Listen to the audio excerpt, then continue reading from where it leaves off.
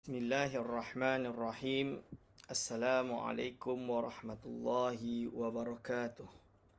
Alhamdulillahi rabbil alamin. Assalatu wassalamu ala ashrafil anbiya'i wal mursalin wa ala alihi wa ashabihi ajma'in. Wa la hawla wa la quwata illa billahil aliyil azim. Allahumma la sahla illa ma ja'altahu sahla wa anta taj'alu hazana iza syi'ta sahla. Rabbi shrah li sadri wa yassir amri wahlul 'uqdatam min lisani yafqahu qawli, amma ba'du. Pada segenap hadirin wal hadirat hafizakumullah, alhamdulillah kita bersyukur kepada Allah Subhanahu taala kerana telah memberi kesempatan kita untuk meneruskan pengajian ini. Tidak dilupakan kepada segenap asatizah, para alim ulama, imam besar Masjid Wilayah Persekutuan yang saya hormati dan saya kasihi, segenap para a'immah dan juga hadirin wal hadirat hafizakumullah. Selawat dan salam dicurahkan kepada junjungan besar baginda Nabi Muhammad sallallahu alaihi wasallam, kerana syafaat uzma beliau lah kita berharap di akhirat kelak. Hadirin wal hadirat hafizakumullah. InsyaAllah pada pagi hari ini kita akan meneruskan pengajian kitab Hidayatus Salikin karangan Syekh Abdul Samad Al-Falimbani rahimahullah, yang mana kita berada di muka surat 108 pada hari ini untuk cetakan edisi Galeri Ilmu. Yang tebal ni. Ni. Okey, insyaAllah. Pada pagi hari ini kita akan meneruskan tentang solat malam. Jadi kepentingan dan cara solat malam yang diajarkan oleh Al-Imam Al-Syekh Abdul Samad Al-Falimbani rahimahullah. Beliau berkata, qala mu'alif rahimahullah wa nafa'ana bihi wa bi ulumihi amin. Jikalau engkau berniat bangun berbuat ibadah pada akhir malam. Jadi niat bangun buat ibadah pada akhir malam, maka hendaklah engkau kemudiankan solat witir itu pada waktu itu, dan dinamai solat witir itu pada waktu itu solat tahajud. Jadi tahajud witir tersebut dilakukan pada akhir tahajud. Kalau boleh macam tu. Kerana solat pada akhir malam itu amat besar pahalanya. Lebih-lebih lagi witir, kerana witir ini penutup kepada semua solat. Tapi of course, bila orang tanya, kalau saya dah witir di bulan Ramadan, saya dah witir Allahumma salli ala sayyidina Muhammad, iaitu apa? Diwitir pada solat witir, pada solat tarawih. Bulan Ramadan kan kita solat tarawih. Lepas solat tarawih tu imam akan witir. Lepas tu banyak yang balik, ada yang tak balik, ada yang ikut solat witir. So macam mana? Maka dia tidak ada witir lagi pada waktu malam. Maksudnya dia boleh melakukan tahajud, tapi jangan buat witir. Sebab tidak ada witir kedua.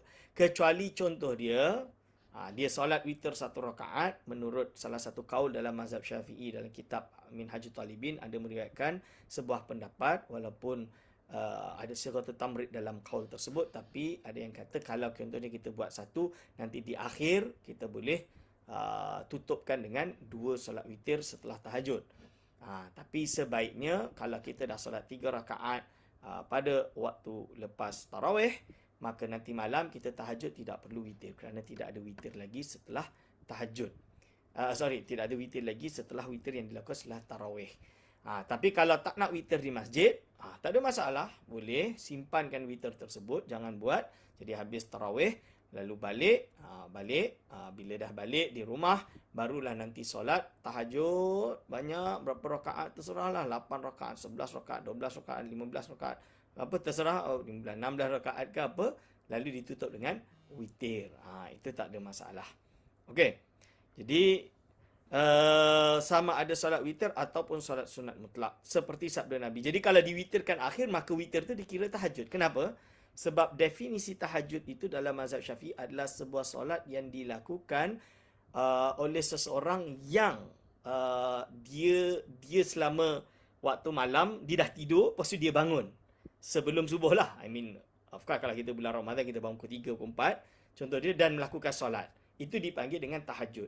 Jadi kalau dia letak tahajud setelah dia tidur, lepas isyak dia solat tarawih, dia tak witir, dia tidur, lepas tu dia bangun pukul 3, pukul 4, lepas tu dia solat tahajud.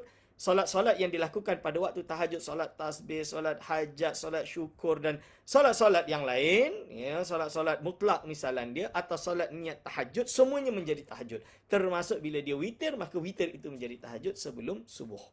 Itu adalah definisi tahajud dalam mazhab Syafi'i. Boleh rujuk dalam kitab-kitab mazhab Syafi'i, Muqaddimah Hadramiyah. Jadi Syekh jadi ulama besar di Hadramaut di Tarim, yang bernama Al-Hadrami. Dia ada mengarang kitab nama dia mengarang kitab nama dia Al-Muqaddimah Hadramiyah, dan disyarahkan oleh Al-Imam Ibn Hajar Al-Haytami, ulama besar di Makkah Al-Mukarramah pada akhir abad ke-10 Hijriah. Jadi 400 tahun dululah. Ini ulama besar Ibn Hajar ni, Masya Allah. Saya paling kagum Ibn Hajar. Kalau saya pakai Ibn Hajar. Dia ni murid kepada Syekhul Islam Zakaria Al-Ansari, ulama besar di Universiti Al-Azhar Mesir. Jadi dia mensyarahkan kitab Muqaddimah Hadramiyah tersebut. Dan dalam Muqaddimah itu dia pun syarahkan tentang definisi tahajud, iaitu solat yang dilakukan setelah seseorang itu tidur daripada, jadi dia dah tidur, dia bangun balik, maka solat tersebut dipanggil dengan solat tahajud. Itu dia, dipanggil dengan solat tahajud. Jadi ini yang disebut oleh Syekh Abdul Samad Falintani. Seperti sabda baginda Nabi Muhammad sallallahu alaihi wasallam, raka'atani yarka'uhuma al-'abdu fi jawfil laili al-akhiri khairun lahu minad dunya wa ma fiha. Masya-Allah. Iaitu solat 2 rakaat yang diperbuat oleh seorang hamba Allah pada tengah malam yang akhir. Ini yang dipanggil sulusul lail. Sulusul lail kan, iaitu sulusul lail al-akhir, 1/3 malam yang terakhir. Seorang hamba pada tengah malam terakhir itu terlebih baik baginya daripada dunia dan barang di dalamnya. Hadis ini adalah diriwayatkan oleh Ibnu Nasr.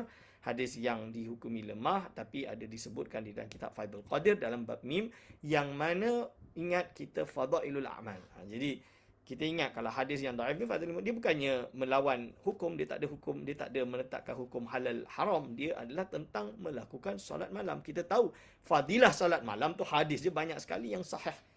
Cuma ini adalah fadailul a'mal yang mendukung. Jadi hadis itu saling mendukung satu dengan lain, tidak bertentangan. Maka tidak ada masalah untuk beramal dengannya.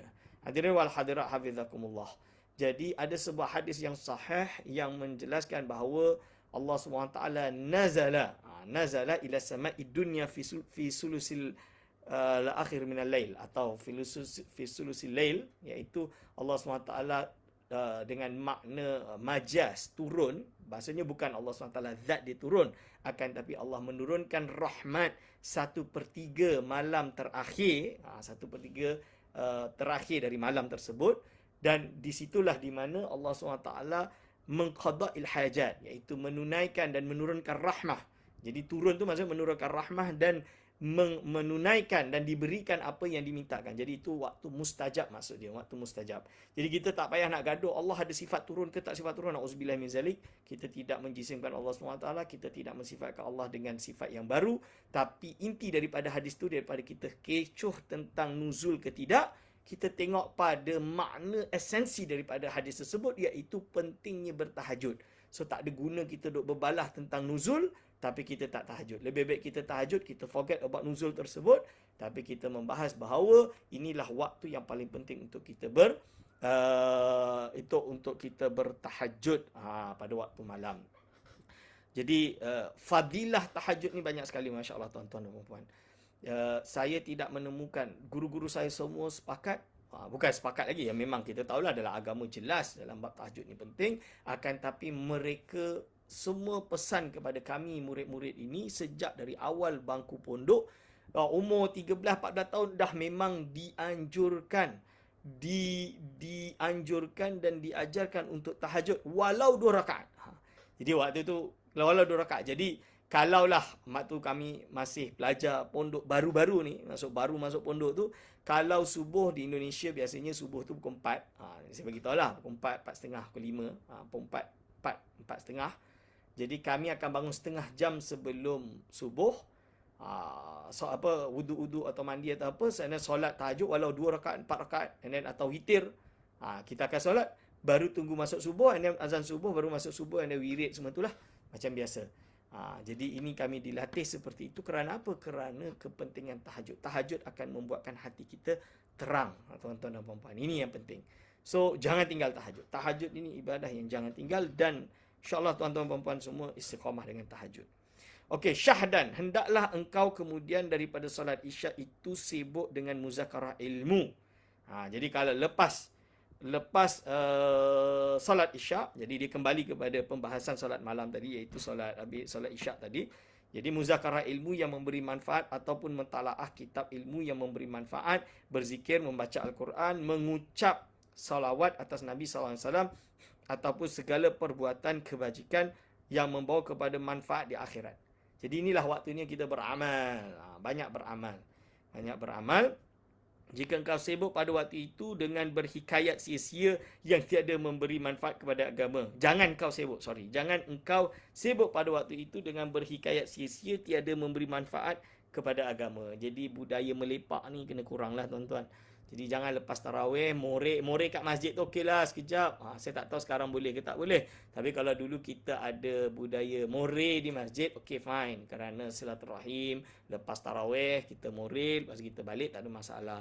Tapi kalau moreh sampai pukul 2 pagi, duk lepak dekat mana ke, kat restoran ke, dekat mamak ke, contoh dia dengan sembang borak kosong, tak sepatutnya lah. Kerana apa? Sembang kosong ni mulalah keluar gosip, mulalah caci maki sana, mulalah kutuk. Tak kisahlah kutuk siapa-siapa. Tak boleh. Ini yang kita tak boleh. Kita kena tutup mulut kita. Jadi sebaiknya jangan membazir waktu dengan sembang-sembang kosong. Kecuali dia mutalaah agama. Sebab itu kami di pondok inilah waktunya kami mengaji. Jadi kalau saya di pondok dulu lepas tarawih je. Jadi di pondok ini memang di Indonesia terutama di pondok-pondok sudah biasa tarawih kita hanya setengah jam atau 45 minit. Kerana apa? Kerana kami setelah itu akan mengaji kitab besar-besar. Nak kena khatamkan Sahih Bukhari, nak kena khatamkan Ihya Ulumuddin 4 jilid tebal dalam masa 20 hari, nak kena khatamkan kitab besar-besar. Jadi biasanya ngaji lepas solat tarawih itu sampai pukul 3 pagi. Barulah kita sahur, kita tahajud, lepas tahajud dan kita solat subuh, lepas wirid, dah siang sikit lepas syuruk, itulah biasanya kadang kita tidur. Tapi ada yang pada waktu itu mengaji, lepas tu tidur pukul 10, pukul 11 sampai zuhur, lepas zuhur baru ngaji lagi. Itu biasanya macam tu. Kerana apa? Kerana kita nak kena khatam kitab besar-besar. Tapi kalau yang di orang awam, mungkin mengaji tazkirah setengah jam cukuplah. Tazkirah setengah jam. Tazkirah tu peringatan. Biar kita ingat insya-Allah. Ini yang penting tuan-tuan dan puan-puan. Maka jikalau engkau tiada mahu sibuk dengan yang demikian itu, maka tidur itu lebih baik daripada sia-siamu itu. Hari-hari biasa daripada duk sia-sia, duk sembang kosong, lebih baik tidur. Rehat supaya pagi boleh tahajud. Maka apabila engkau hendak tidur, hamparkan tempat tidurmu itu padahal engkau tidur menghadap kiblat. Jadi tidur menghadap kiblat, berbaring atas lambung yang kanan seperti mayat dalam kubur. Jadi kiblat ni macam ni. Kiblat ni macam ni. Itu yang lebih utama. Itu yang lebih utama. Okey. Kerana tidur itu seperti mati dan bangun itu seperti dibangkitkan dari kedua kubur. Okey. Lalu barangkali engkau mati di dalam tidur itu, maka mati dalam berbuat kebajikan. Siapa tahu kita mati dalam tidur, kan? Jadi kalau kita mati dalam tidur supaya kita mendapatkan kebaikan, kebajikan. Ini sunat ketika hendak tidur itu mengambil wuduk. Sebab apa? Sunat engkau suratkan akan wasiatmu. Tulis wasiat dan engkau letak di bawah bantal. Jadi siap-siaplah. Pada waktu hendak tidur itu bertaubatlah. Kerana apa? Bila kita tulis wasiat tu, kita tahu yang kita mungkin akan mati. Kita nak meninggal tu, kita ingat akan mati. So ada rasa muhasabah diri, ada rasa penyesalan, ada rasa taubat, ada rasa salah. Ini yang dikatakan. Imam Ghazali sendiri sebut, iaitu dalam kitab-kitab dia, dalam Bidayah dan lain-lain, menyebutkan bahawa sebaiknya sebelum tidur tu kita fikirkan apa yang kita buat semalam, apa yang kita buat hari ini, ada yang baik ke tidak. Dalam kitab Ihya Ulumuddin pun ada sebut, dinukil oleh ulama-ulama seperti Amin Kurdi dalam Tanwirul Qulub juga menyebutkannya. Inilah waktu dia. Okey. Pada waktu itu hendaklah bertaubatlah daripada segala dosa serta membanyakkan mengucap istighfar. Dan ingatkan olehmu ketika itu seperti dia berada dalam kubur di mana seorang tiada sertamu itu melainkan amalmu. Jika ada amalmu itu baik, maka engkau dapat nikmat yang tiada terhingganya. Jadi kalau amal dia itu baik, maka engkau dapat nikmat yang tiada terhingganya. Dan jika ada amalmu itu jahat, maka dapat siksa yang amat sakit seperti firman Allah Subhanahu Wa Taala, "Faman ya'mal mithqala dzarratin khairan yarah, wa man ya'mal mithqala dzarratin syarran yarah." Ini iaitu apa? Barang siapa yang berbuat kebajikan setimbang semut yang kecil, mithqala dzarratin. Semut yang kecil nescaya didapatnya kebajikan tersebut. Dan barang siapa yang berbuat kejahatan seimbas semut yang kecil, nescaya dapatnya kejahatan, iaitu dapatnya di dalam kuburnya di akhirat nanti. Jadi semua sekecil-kecil amalan ini akan dihitung, tuan-tuan dan puan-puan. Maka kejarlah, rebutlah amal yang baik, kerana semuanya akan dihitung, sekecil-kecil sekalipun. Sekecil-kecil. Jadi kita ni dah umur dah banyak ni, umur dah banyak. Tuan-tuan dan puan-puan, Rasulullah SAW mendapat wahyu menjadi Nabi umur 40. Jadi kalau yang umur 30 macam saya ni, 37, 38 ni, sekejap lagi tu dah sama umur dengan Rasulullah SAW mendapat wahyu. Berarti dah menjalankan beban tugas besar sebagai wazifah sebagai Rasul untuk membawa agama. Maka kita yang umur 40 ni juga, kita kena ingat 40 tu bukan muda. 40 tu dah tua. Bila-bila sahaja kita boleh dijemput nyawa kita. Sebab itu amal itu jangan dah tunggu umur 70 baru nak beramal. Jangan tunggu nak dah pincin baru nak beramal. Tak, kena beramal dari sekarang. Kerana apa? Kerana bila-bila masa sahaja akan dijemput. Bayangkan ulama meninggal umur 40 biasa. Banyak ulama meninggal umur 40 tahun, 50 tahun. Imam Nawawi meninggal umur masih muda, tak sempat kahwin lagi. Tu Imam Nawawi. At least bila dia meninggal, dia meninggalkan kitab juga banyak. Beratus jilid kitab yang mana sampai hari ini pelajar-pelajar agama dapat mengambil manfaat dari ilmunya. Setiap kali membaca kitabnya, kita mula dengan Al-Fatihah. Kita mula dengan menyebutnya rahimahullah, mendoakannya untuk mendapatkan rahmat. Misalan dia. Lalu bagaimana dengan tuan-tuan dan puan-puan, dengan diri saya sendiri dan juga kawan-kawan yang lain yang termasuk di kalangan orang-orang Islam ini? Macam mana? Apa amal yang telah kita tinggalkan? Cuba kita renungkan. Ini yang disebut oleh Syekh Abdul Samad Al-Falimbani. Hendaklah engkau sediakan pada ketika hendak tidur itu sugi dan cerit tempat berwuduk. Kerana zaman dulu diorang duduk sebelah cerit kan. Sebelah wuduk diorang kat dalam bilik. Jadi Rasulullah SAW dia ada bawa satu kendi air. Satu kendi, air, biasanya wuduk dengan satu mud. Lepas tu dia ada qadah. Qadah tu dia macam, qadah ni macam wadah atau baldi lah. Bukan baldi plastik. Maksudnya baldi kendi macam tu, yang mana untuk menampung air. Jadi lepas wuduk, air tersebut akan dibuang lah dekat tanah kat luar kan. Contoh dia. Jadi zaman dulu seperti itu. Jadi dia maksudkan ini seperti itu. Iaitu hendak tempat tidur itu sugi dan cerit tempat berwuduk. Okey. Sunat engkau niatkan pada ketika hendak tidur itu atas bangun pada tengah malam. Jadi dah niat nak bangun tengah malam kerana berbuat salat tahajud. Jadi dah pasal niat. Pasal niat ini dalam hadis, dalam Arba'in Nawawi, hadis 40 Imam Nawawi menyebutkan tentang apa? Tentang orang bila dia tidur, bila dia niat baik, walaupun dia tak buat, dia dapat pahala. Bila dia buat, dapat pahala berganda-ganda. Walau niat jahat, belum tadi dapat dosa. Bila dia buat dosa, dapat satu dosa. Kita kena ingat. Ini yang dimaksud Imam Syekh Abdul Samad Al-Falimbani nak kejar ni. Iaitu sunat engkau niatkan pada ketika hendak tidur itu atas bangun pada tengah malam kerana berbuat salat tahajud. Dia dah niat nak salat tahajud.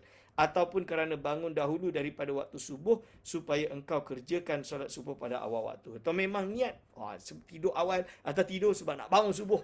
Itu betul itu. Tak ada masalah. Kata Imam Ghazali rahimahullah, rak'atani fi jawfil laili kanzani min kunuzil birri. Iaitu apa? 2 rakaat dalam tengah malam itu, iaitu 2 perbendaharaan. Kanzun itu 2 pembendaharaan daripada pembandaran kebajikan di dalam syurga. Ini tuan-tuan dan puan-puan hadirin wa hadirat hafizakumullah. Perbanyakkan olehmu dengan pembendarahan itu akan bekalmu pada akhirat, pada hari akhirat. Maka tiada mengkayakan engkau oleh pembendaraan dunia ketika engkau mati. Kemudian baca olehmu pada ketika hendak tidur itu. Lalu baca, Bismika Rabbi wada'tu jambi wa bismika arfa'uhu faghfirli dhanbi. Allahumma kini azabaka yawma tab'athu ibadaka. Allahumma bismika ahya wa bismika amut. Allahumma bismika ahya wa bismika amut. Wa a'udzu bika min syarri kulli dhi syarrin wa min syarri kulli dabatin anta akhidhu binasiyatiha. Antal awwalu falaysa qablaka syai'un wa antal akhiru falaysa ba'daka syai'un. Allahumma anta khalaqtan nafsi wa anta tatawaffaha laka mamatuha wa mahyayaha. Allahumma in amattaha faghfir laha wa in ahyaitaha fahfadhha bima tahfadhu biha ibadakas salihin. Allahumma inni as'aluka al-afwa wal afiyata fid dunya wal akhirah. Allahumma aiqidhni fi ahabbi sa'ati ilaika wasta'milni bi ahabbil a'mali ladaika allati tuqarribuni ilaika zulfa wa tub'idni min sakhatika bu'da wa as'aluka fa'atini wa astaghfiruka faghfirli wa ad'uka fastajib li. Iaitu apa? Ini doa Imam Al-Ghazali yang Imam Ghazali ajarkan doa sebelum tidur. Doa dia banyak panjang lah. Kalau kita bismika Allahumma ahya wa bismika amut. Itu biasanya lah. Biasa yang doa yang saya biasa baca lah. Tapi ini lagi bagus. Nak baca panjang boleh. Lagi bagus. Maksudnya, ya Allah, dengan namamu aku letakkan lambungku ini. Dan dengan namamu pula aku mengangkatnya. Maka ampunilah dosa-dosaku, ya Allah. Jauhkanlah aku daripada siksaanmu pada hari engkau membangkitkan hamba-hambamu. Ya Allah, dengan namamu aku hidup dan dengan namamu aku mati. Aku berlindung denganmu daripada kejahatan segala yang mempunyai kejahatan dan daripada kejahatan segala makhluk yang melata di atas muka bumi ini yang engkau menguasai ubun-ubunnya. Ya Allah, engkaulah yang permulaan, maka tiada sesuatu sebelummu. Dan engkaulah yang akhir, maka tiada sesuatu selepasmu. Ya Allah, engkaulah yang menciptakan diriku dan engkau pula yang berkuasa mematikannya. Maka terserahlah kepadamu untuk mematikannya ataupun menghidupkannya. Jika engkau mahu mematikannya, maka ampunkanlah baginya. Dan jika engkau mahu menghidupkannya, maka perihalalah akan dia seperti engkau memelihara akan hamba-hambamu yang soleh. Hadirin wa hadirat hafizakumullah. Ini very important. Di mana dalam doa ini menunjukkan bahawa ajal kita adalah di tangan Allah Subhanahu Wa Taala, berada di kekuasaannya, absolute kekuasaannya. Maka dalam hal ini tuan-tuan dan puan-puan, apabila kita dijemput, maka jemputlah. Apabila kita mati, kita matilah. Apabila kita dihidup-hidupkanlah. Yang penting yang kita harap bukan, oh saya tak nak mati lagi, tak apa, bukan. Akan tetapi yang kita berharap adalah apapun takdir itu yang kita harap, takdir kita adalah husnul khatimah. Ini yang penting. Takdir kita bersih daripada dosa. Takdir kita tidak ada lagi dosa, kita nak suci, bersih seperti lembaran kain yang putih, yang mana apabila kita mati, tak kisah bila muda ke tua ke apapun, kita punya dosa semua diampunkan oleh Allah Subhanahu Wa Taala. Kita mendapatkan ganjaran yang berlipat ganda dan dijaminkan masuk syurga dan tidak singgah, tak tengok pun neraka. Itu yang kita harapkan. Kita tak nak, kita nak semuanya mudah. Ini yang perlu ditanamkan di dalam hati kita semua. Jadi kita kena be ready. Bila-bila saja Allah boleh jemput kita, tuan-tuan dan puan-puan. Kita tahu kita sayang keluarga kita, sayang suami kita, sayang isteri kita, sayang anak kita, sayang kawan kita, sayang harta kita, sayang rumah kita, sayang semua kita sayang. Tapi tahu semua itu adalah apa? Semua itu adalah mata'ud dunia.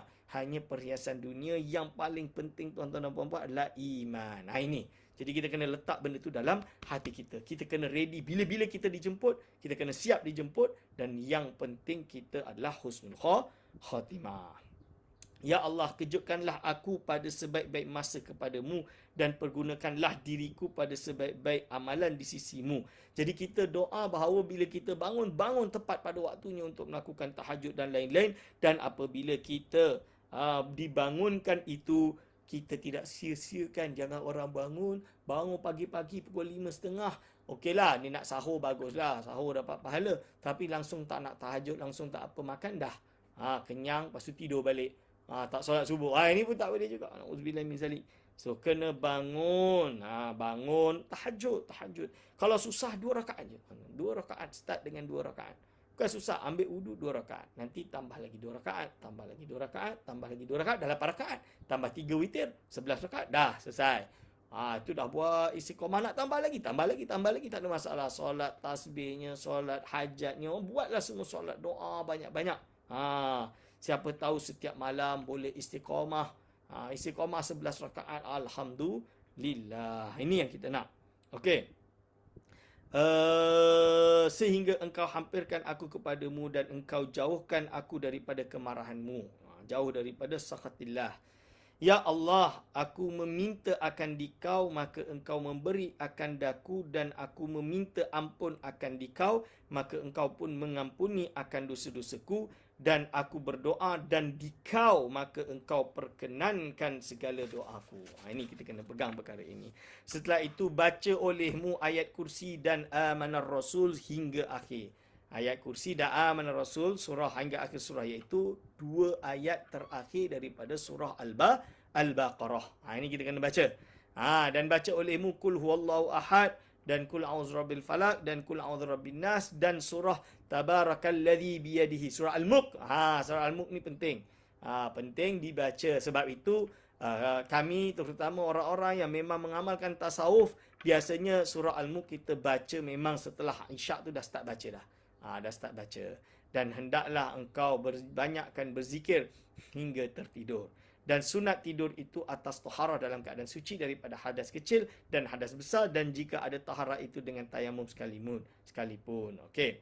Kata Imam Al-Ghazali rahimahullah, barang siapa berbuat ia demikian itu, nescaya naik rohnya itu kepada arash, dan disertakan akan dia pahala bagi orang itu berbuat solat semalaman sehingga bangun daripada tidur itu. Masya Allah. Apabila engkau bangun daripada tidur itu, maka perbuat olehmu akan perbuatan yang telah engkau ketahui dahulu itu, dan kekalkan olehmu atas kelakuan itu selama ada umurmu. Ketahui olehmu, wahai orang yang menjalani jalan akhirat, bahawa sehari semalam itu 24 jam. Ingat, sehari semalam itu 24 jam.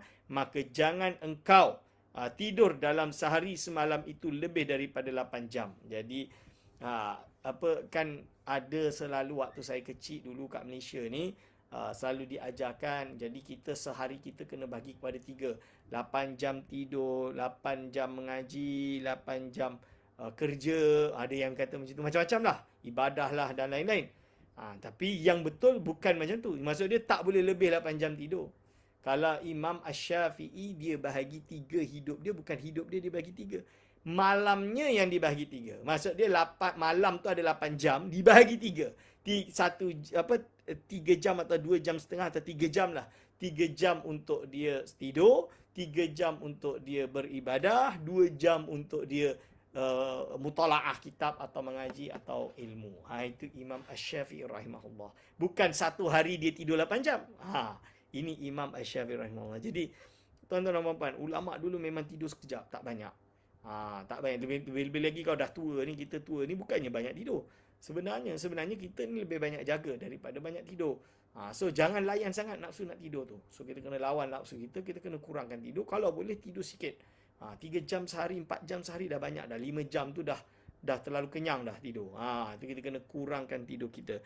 Yang penting qailullah tu kalau boleh kita tidur quality sleep tu. Setengah jam ke 15 minit pun cukup. Jadi kadang saya kalau qailullah tu saya pasang alam 15 minit. Memang bangun tu memang puas. Dia panggil tidur yang quality. Itu contoh dia. Itu dah boleh cukup untuk kita jaga sampai malam sebelum tidur. Dan kita bangun pukul 12 contoh dia, kita tidur, kita bangun dah pukul 4, dah bangun pukul 3, dah bangun. Misalan dia. Maka memadailah akan engkau jika engkau hidup 60 tahun, bahawa hilang umurmu itu 20 tahun di dalam tidur, iaitu hilang sepertiga umurmu. Jadi kerana manusia perlu tidur, kita anggaplah contoh dia. Tuan-tuan dan puan-puan, hadirin hafizakumullah. Jadi Imam Ghazali sendiri isyarahkan biasanya manusia ni hidup umur 60 tahun. Kan Rasulullah macam tu kan? 60 tahun. Tapi sekarang ni kita 70 tahun ke atas, Zat. Ya, saya tahu. Yalah Allah SWT takdirkan mungkin banyak orang sekarang umur 70 dan lain-lain. Tapi intinya tuan-tuan dan puan-puan, Imam Ghazali bila diisyarahkan 60, ingat 60 tu dah lampu merah dah tu. Dah lampu merah dah tu. Kalau 60 tak taubat lagi tu, tak tahu apa nak jadi. So bayangkan kalau kita kena tidur, kita cukup 20 tahun kita tidur, 40 tahun kita jaga, at least kita tidur tu 1/3 sajalah daripada hidup kita. Jadi lebih baik kita maksimumkan hidup kita ni dengan ibadah dan amal. Okey.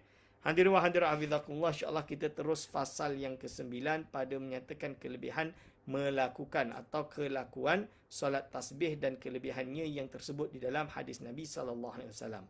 perilaku solat tasbih itu seperti yang disebutkan oleh Imam Ghazali rahimahullah di dalam Ihya Ulumuddin, ada 2 riwayat. Jadi ini solat tasbih. Dia ada yang kata, "Ustaz, solat tasbih macam mana?" Ni solat tasbih ni diajarkan oleh Imam Ghazali yang disebut, yang diterjemahkan oleh Syekh Abdul Samad Al-Bani. Riwayat pertama, hendaklah engkau solat 4 rakaat. Maka jikalau engkau solat pada siang hari, maka lakukanlah 4 rakaat itu dengan 1 salam. Takbirnya adalah usolli salat tasbihi 4 rakaatin sunnatan lillahi ta'ala Allahu Akbar. Sahaja aku solat sunat tasbih 4 rakaat kerana Allah SWT. Allahu Akbar. Nampak tu? Dan jikalau engkau solatkan pada malam hari, maka engkau lakukanlah 4 rakaat itu dalam 2 kali salam. Jadi kalau kita buat malam, better kita buat dua-dua. Jadi saya suggest, terutama Ramadan ini, solat tahajud tambah dengan 4 rakaat, 2 tasbih selama Ramadan. Sebab kita harap salah satu malam dia adalah malam Lailatul Qadar. Malam Lailatul Qadar kita buat tasbih tu, Masya Allah. Masya Allah. Kita tak tahu bila malam Lailatul Qadar. Boleh jadi malam 27, boleh jadi 10 malam terakhir, boleh 10 malam ganjil terakhir. Boleh jadi dari awal sampai akhir. Inna anzalnahu fi Lailatul Qadar. Syahrul Ramadan alladhi unzila fihi al-Quran. Lailah mubarakah. Dan lain-lain, itu ayat yang menunjukkan. Jadi ini nak nuzul Quran.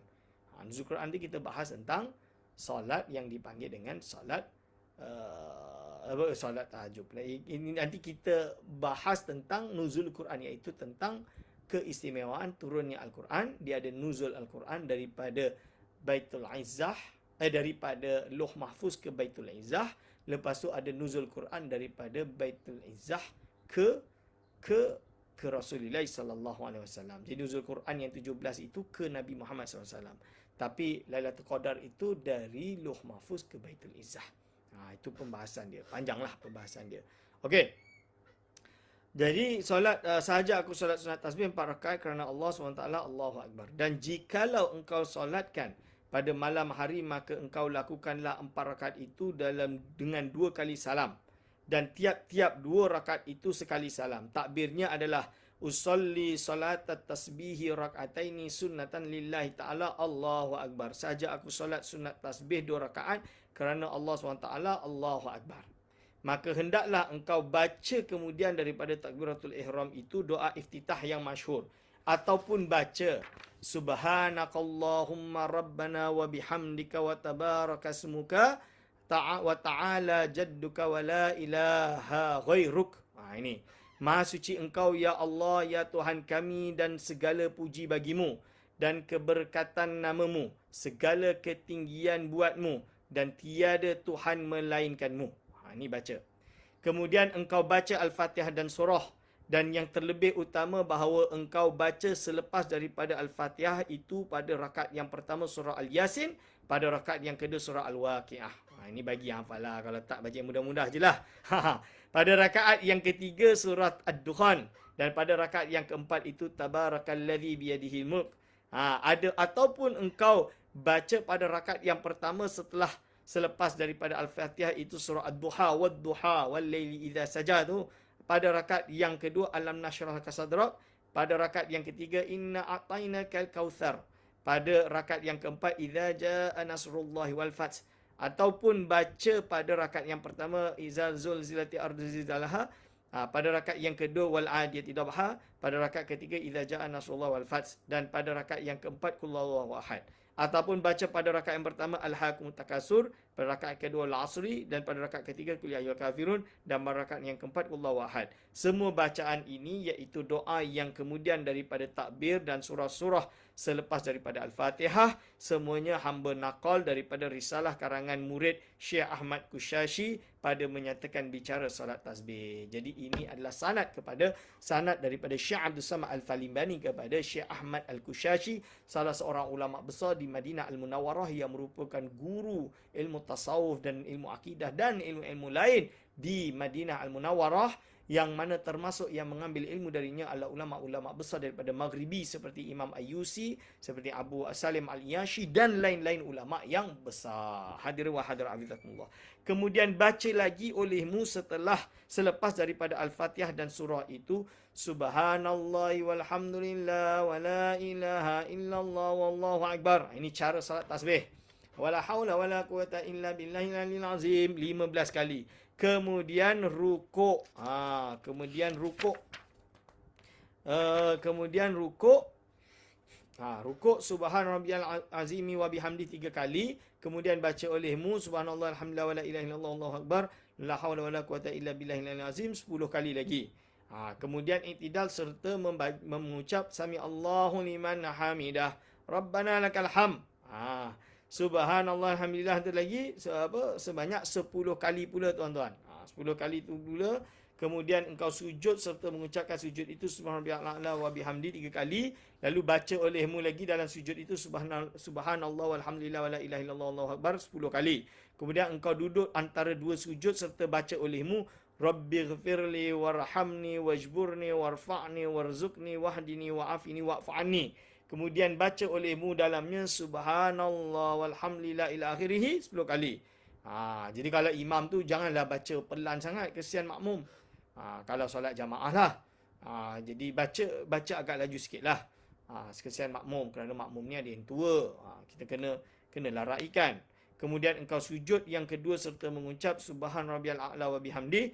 Kemudian baca olehmu dalamnya iaitu subhanallah walhamdulillah wala ilaha illallah wallahu akbar ila akhirih 10 kali. Kemudian maka engkau duduk istirahat dan baca olehmu di dalamnya itu subhanallah alhamdulillah wala ilaha illallah wallahu akbar 10 kali.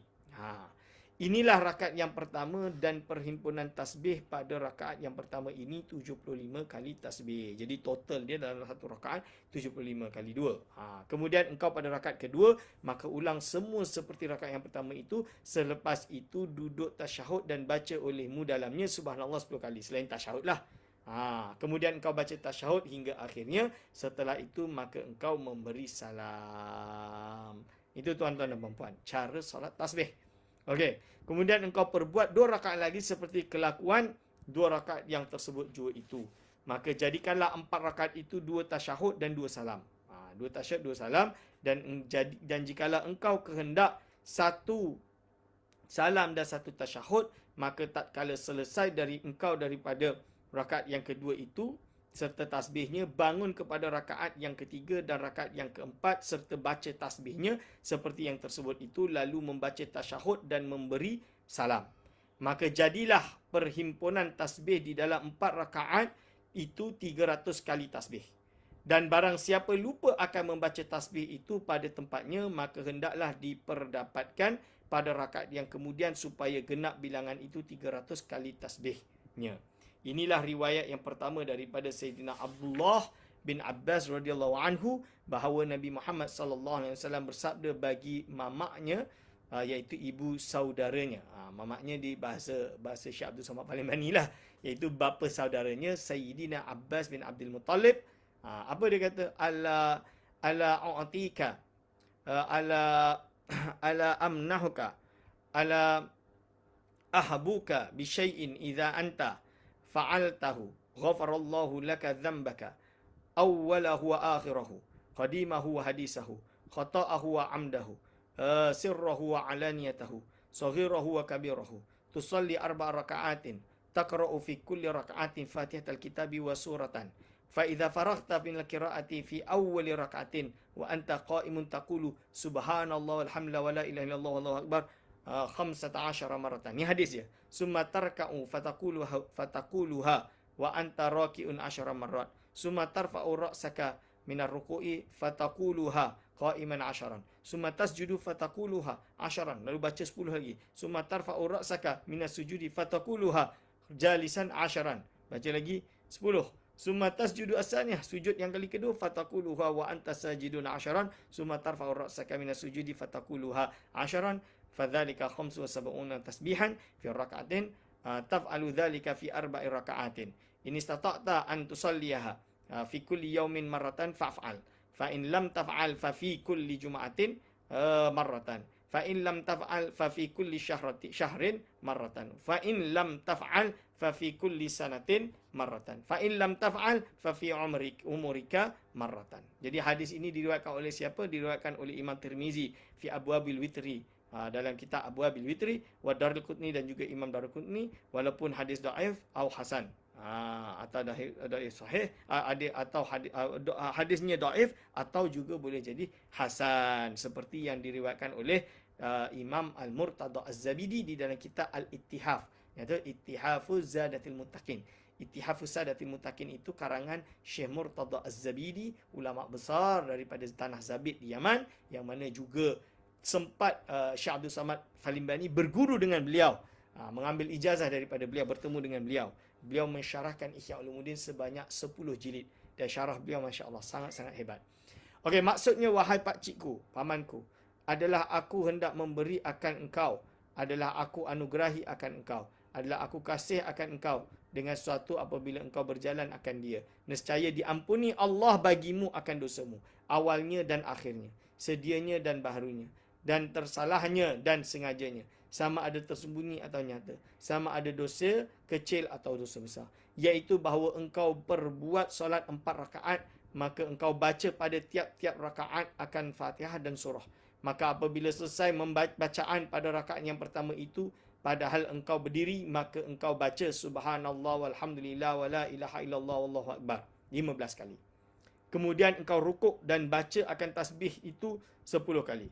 Kemudian engkau angkat kepalamu dan baca padahal engkau berdiri akan tasbih itu 10 kali. Kemudian engkau sujud, maka engkau baca akan tasbih itu 10 kali.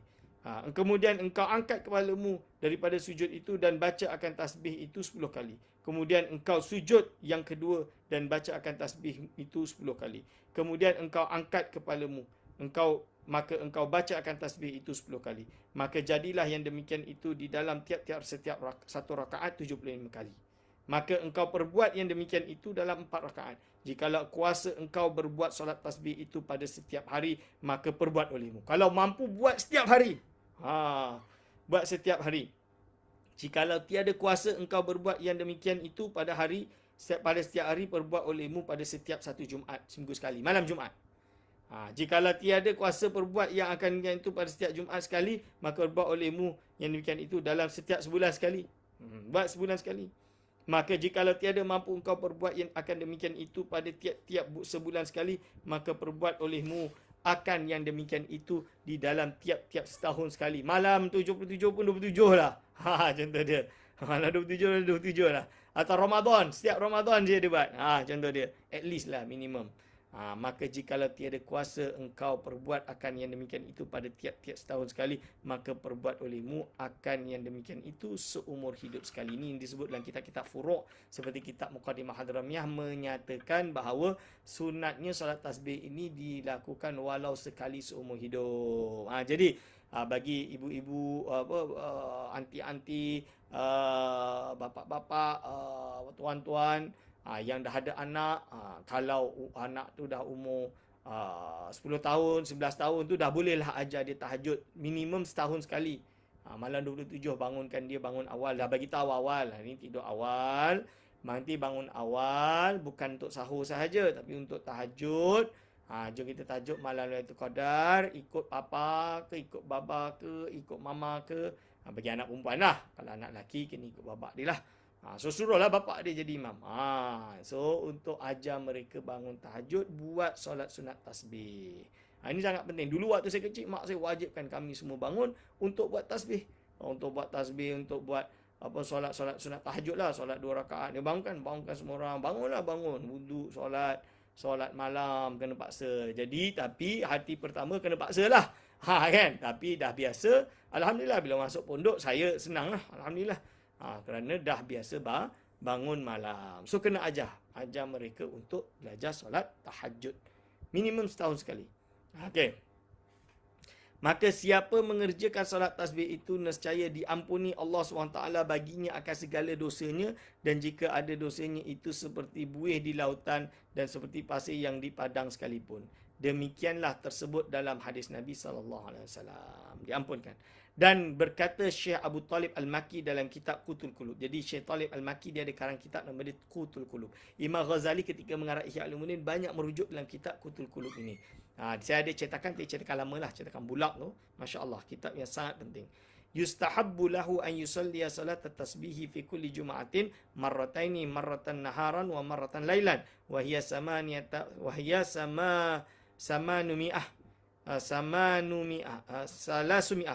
salasumi'ati tasbihatin fi arba'i raka'atin in sallaha naharan illa yafsilu bainaha bitaslim wa in sallaha lailan sallama fiha salamaini.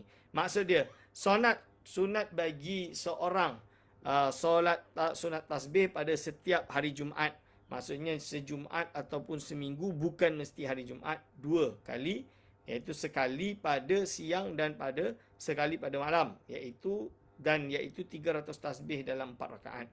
Jikalau disolatkan akan dia pada siang hari, maka jangan diselangi antara pada setiap 2 rakaat itu dengan salam. Dan jikalau disolatkan akan dia pada malam hari, maka perbuat olehmu dengan 2 kali salam, iaitu setiap 2 rakaat 1 salam. Ini yang disyarahkan oleh Syekh Abdul Samad Al-Falimbani daripada kitab yang dinukil daripada kitab Qutul Qulub Syekh Abu Talib Al-Maki. Ini ulama hidup di kurun 500 kurun ke awal, di 300 ke 400, 300 something kalau tak salah. Okey. Riwayat kedua, bahawa engkau solatkan 4 rakaat seperti takbiratul ihram yang dahulu itu. Allahu Akbar, 4 rakaat. Maka engkau baca kemudian daripada takbiratul ihram tu, subhanakallahumma rabbana wa bihamdika wa tabarakasmuka wa ta'ala jadduka wa la ilaha illa ghairuka. Ataupun engkau baca doa iftitah yang tersebut dahulu, kemudian baca subhanallah walhamdulillah wa la ilaha illallah wallahu akbar 15 kali. Dahulu daripada membaca Fatihah dan surah. Kemudian engkau baca Al-Fatihah dan surah seperti yang telah terdahulu itu. Kemudian engkau baca tasbih itu 10 kali kemudian daripada Al-Fatihah dan surah itu padahal engkau berdiri. Kemudian engkau rukuk serta membaca subhana rabbiyal azimi wa bihamdi, subhana rabbiyal azimi wa bihamdi, subhana rabbiyal azimi wa bihamdi 3 kali. Dan baca olehmu dalam rukuk itu akan tasbih itu sebanyak 10 kali. Kemudian engkau angkat kepalamu serta membaca Sami Allahu liman hamidah. Dan baca olehmu dalam iktidal itu akan tasbih itu 10 kali. Kemudian engkau sujud membaca Subhan Rabbiyal A'la wa bihamdih. Kemudian 3 kali. Kemudian maka baca olehmu akan tasbih itu di dalam sujud itu 10 kali. Kemudian engkau bangkit duduk antara 2 sujud serta membaca Rabbighfirli warhamni wajburni warfa'ni warzuqni wahdini wa'afini wa'fa'ani. Kemudian baca olehmu tasbih itu di dalamnya 10 kali. Kemudian maka engkau sujud yang kedua serta membaca Subhana Rabbiyal A'la wa bihamdi. Okey. Dan baca dalam sujud itu akan tasbih itu 10 kali. Kemudian engkau bangkit lalu berdiri betul pada rakaat yang kedua. Maka baca olehmu dahulu daripada membaca Al-Fatihah dan surah akan tasbih itu 15 kali. Kemudian maka baca olehmu Al-Fatihah dan surah yang telah terdahulu sebutnya itu macam sama. Kemudian baca tasbih kemudian daripada baca Al-Fatihah dan surah itu 10 kali kemudian rukuk. Ini cara dia lah, dia ajar tertib dia. Demikianlah perbuat olehmu dalam rakaat yang kedua itu seperti rakaat yang pertama hingga 4 rakaat. Maka jikalau engkau solat pada siang hari, maka engkau perbuat akan 4 rakaat itu dengan 1 salam dan dengan 1 tasyahud jua. Dia dah explain samalah, tak jauh beza. Jikalau engkau berbuat pada malam hari, maka hendaklah engkau perbuat akan 4 rakaat itu dengan 2 tasyahud dan 2 salam. Hadirin wa hadirat, hafizakumullah. Ini cara solat tahajud, ada 2 cara. Bahkan Al-Imam Al-Ghazali rahimahullah berkata di dalam kitab Ihya Ulumuddin. Jadi Imam Ghazali sebut sendiri dalam kitab Ihya Ulumuddin, hadza huwal ahsan. Inilah cara yang lebih baik. Wa huwa ikhtiyaru Ibn al-Mubarak wal majmu'u fi riwayataini 300 tasbihatin. Lalu fa in sallaha naharan fa bi taslimatin wahidatin wa in sallaha lailan fa bi taslimataini ahsan. Idh warada anna salatal laili mathna mathna. Wa idza zada ba'da tasbihi qawluhu wa la hawla wa la quwwata illa billahil aliyil azim fa huwa ahsan. Faqad warada dzalika fi ba'd riwayat fa hadhihi hiya salatul ma'thurah. Yang bermaksud dari riwayat yang kedua ini iaitu yang terlebih dahulu baik dan iaitu yang dipilih akan dia oleh Said Abdullah bin Mubarak. Ibn Mubarak rahimahullahu ta'ala. Dan perhimpunan di dalam 2 riwayat pada rakaat 4 rakaat itu 300 tasbih. Dan jikalau solat 4 rakaat itu pada siang hari, maka iaitu dengan 1 salam jua. Kalau waktu siang 1 salam jua. Dan jikalau solat pada malam hari, maka iaitu dengan 2 salam terlebih baik. Jadi malam 2 salam. Terlebih baik. Kerana datang daripada hadis Nabi SAW bahawa solat pada malam itu 2 rakaat, 2 rakaat. Masna-masna. Masna-masna itu 2-2. Dan jikalau ditambah kemudian daripada tasbih itu dengan katanya wala haula wala quwata illa billahil aliyil azim, maka ia lebih baik. Sesungguhnya datang yang demikian itu di dalam setengah daripada beberapa riwayat. Maka solat tasbih ini dipilih daripada beberapa hadis Nabi SAW dan daripada beberapa perkataan jumhur ulama. Jadi yang diambil ni dari perkataan jumhur ulama. Okey. Riwayat yang kedua ini iaitu dipilih oleh kebanyakan ulama ahli tasawuf seperti Imam Al-Ghazali rahimahullah dan Imam Ahmad, iaitu saudara Imam Al-Ghazali. Jadi Imam Al-Ghazali ni dia adik-beradik Muhammad dengan Ahmad. Ini kena ingat. Jadi ulama menyebutkan kisah dia, Imam Al-Ghazali ni alim kabir, ahli tasawuf yang hebat. Tapi Imam Ahmad ni dikatakan bahawa banding ilmu dia dengan Imam Ghazali, amal dan tasawuf di Imam Ghazali, dia lebih hebat. Sampai dia kata Imam Ahmad ni kalau solat belakang Imam Ghazali ni, dia anggap solat dia tak sah. Sebab dia tak merasa Imam Ghazali cukup khusyuk. Lebih kurang macam itulah riwayat dia. Tak tahu betul ke tidak betul, tapi banyak ulama sepakat bahawa Imam Ahmad bin Muhammad Al-Ghazali adalah salah seorang ulama besar di dalam ilmu tasawuf. Yang namanya berganding sama dengan Imam Ghazali. Dia yang mengarang kitab Sawaneh dan juga mengarang kitab At-Tajrid fi Kalimati Ahli Tauhid. Fi Kalimati Tauhid. Dan dialah yang meninggal 520. Imam Ghazali 505, dia 15 tahun lepas Imam Ghazali meninggal baru dia meninggal. Dia ada murid yang bernama Qadi Al-Hamdani, Qadi Yusuf Al-Hamdani. Qadi Yusuf Al-Hamdani seorang sufi yang besar yang mengarang kitab Zubdah. Yang mana masya-Allah ini ulama-ulama hebat. Jadi cuma sayang dia kitab Imam Ahmad ni jarang ditemui. Ada satu kitab nama dia Lubul Ihya. Lubul Ihya ni ringkasan daripada Ihya. Ada yang kata ini bukan karangan Imam Ghazali. Kan? Yang benar dia adalah karangan Imam Ahmad Al-Ghazali. Wallahu alam. Itu perlu kajian lebih mendalam. Tapi ini yang kawan-kawan daripada Jamiatul Azhar juga menyatakan perkara yang sama. Okey. Imam Ghazali dan Imam Ahmad rahimahullah saudara Imam Al-Ghazali. Dan Syekh Abu Talib Al-Makki rahimahullah ta'ala yang mempunyai kitab bernama Qutul Qulub pada bicara ilmu tasawuf, dan Syekh Ahmad Al-Qushashi Al-Madani rahimahullah ta'ala dan yang lain daripada mereka itu.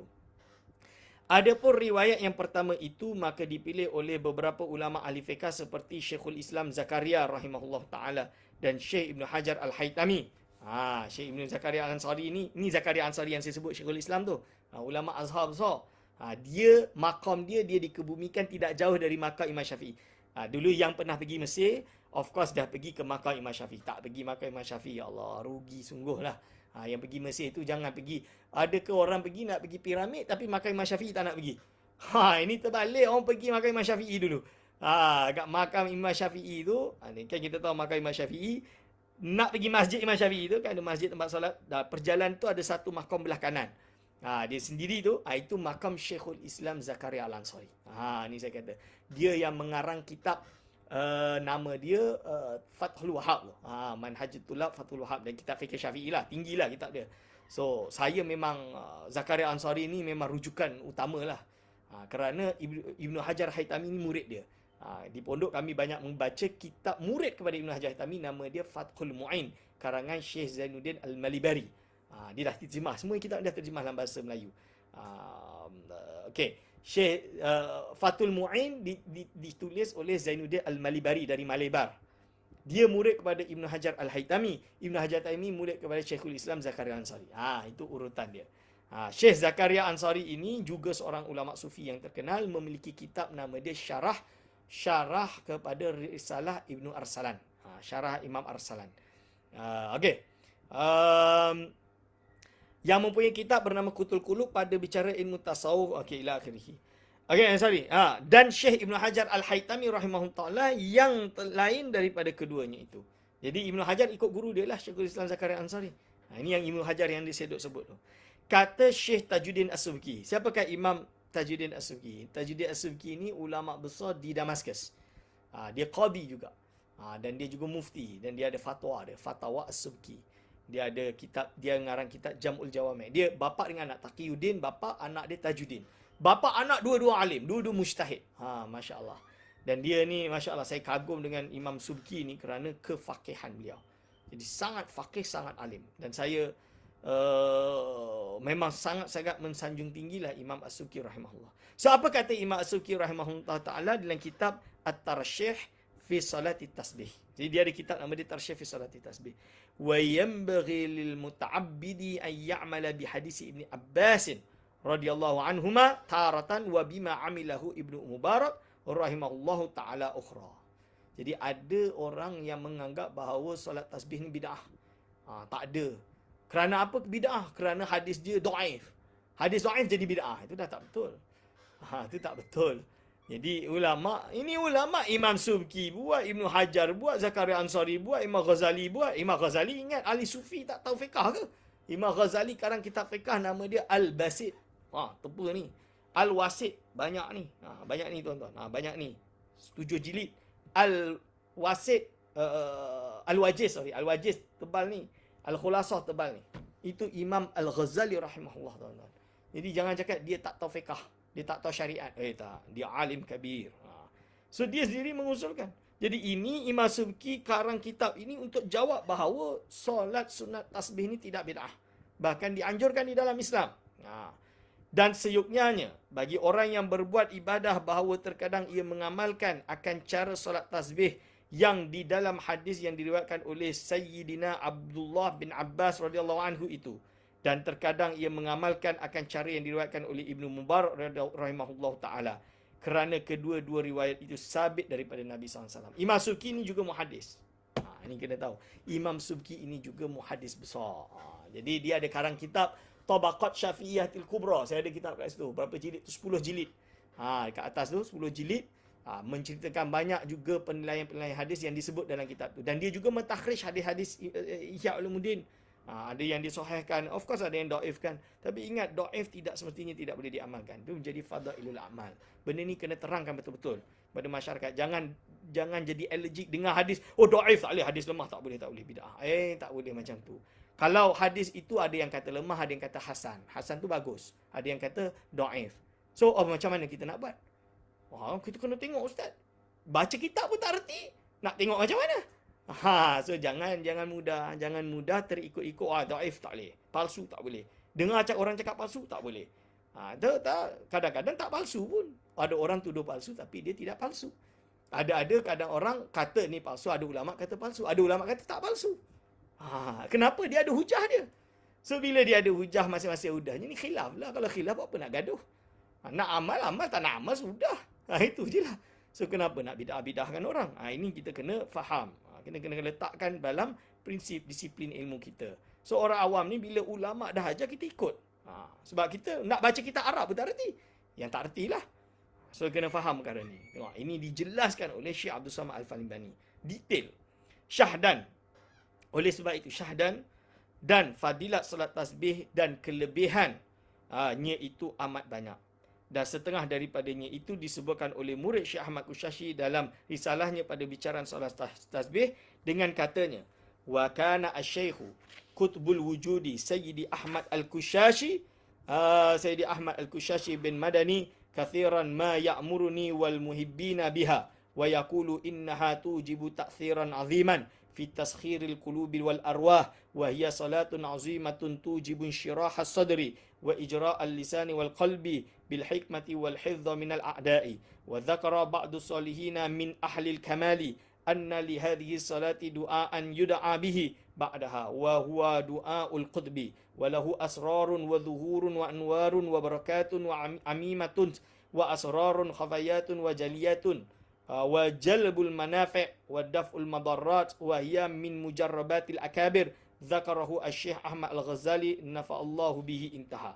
Maksudnya Ahmad adalah Syekh Qutubul Wujud Sayyidi Ahmad Al-Kushashi bin Ahmad Al-Madani rahimahullah ta'ala berkata, kebanyakan dia menyuruh akan daku dan akan kekasih-kekasihnya dengan mengerjakan akan solat tasbih itu, dan berkata bahawasanya berbuat solat tasbih itu mensabitkan taksir, kesan yang besar pada membaikkan hati dan arwah rohani dan melembutkan akannya. Masya Allah. Bayangkan kita solat tasbih itu lama.